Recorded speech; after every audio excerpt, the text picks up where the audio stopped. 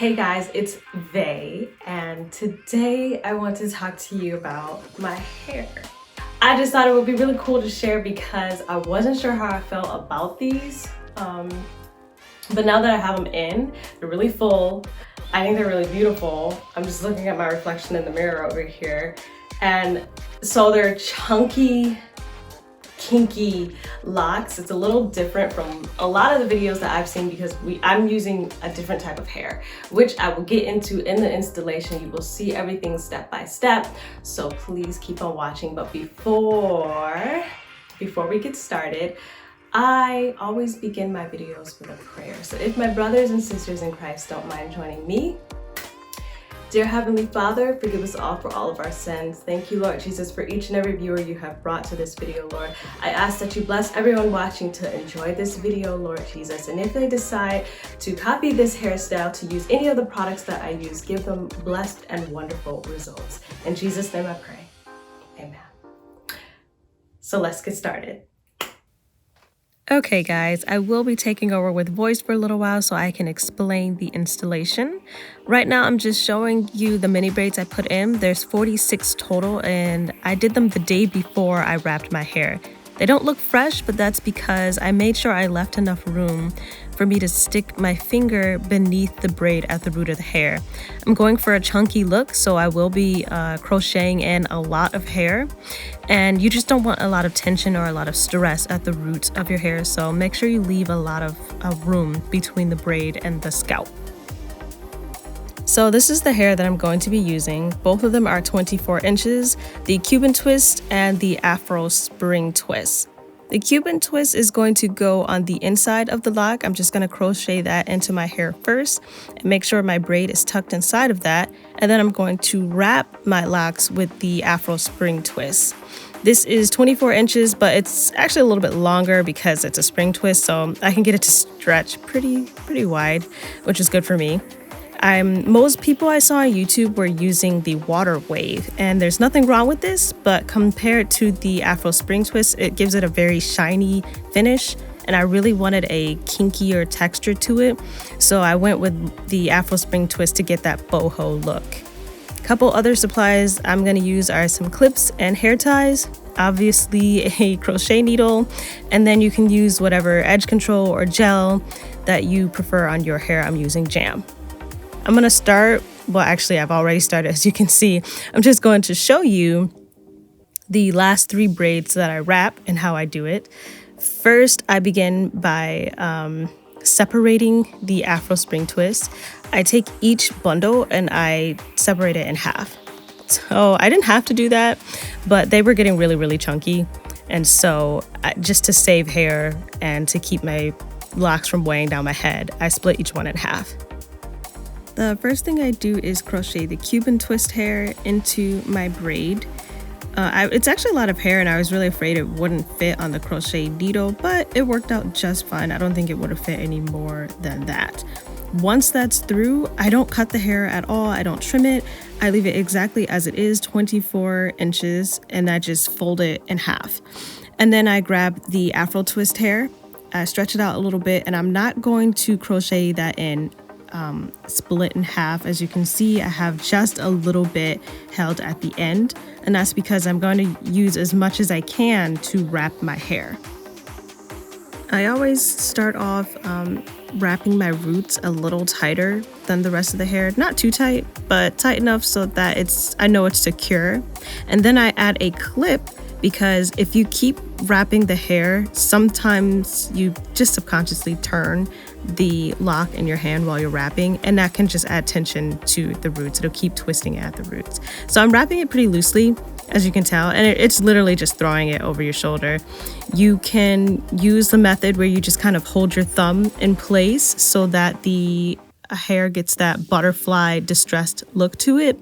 But I found that my hair got kind of the distressed kinky texture just from wrapping it loosely, especially with the hair that I was using. I didn't really need to hold my thumb in place to do that. As you saw, when I reach the midway through and I run out of hair, I just grab the next part, hold it together, and keep wrapping. I wrap a couple extra times around that section so that you can't tell it's disconnected. And then when I get to the end of my hair, I actually braid it up a little to make sure it doesn't unravel at the end. And then I go back to wrapping it the same way that I did with the rest of the lock. And I think I do braid, then wrap, then braid again. And I just palm roll at the end. So you can do whatever you want with the ends of your hair. I found it was easy for me to just braid it up a little bit. You can trim them. Some people burn them. It's totally up to you. And that's how my lock looks when it's all finished.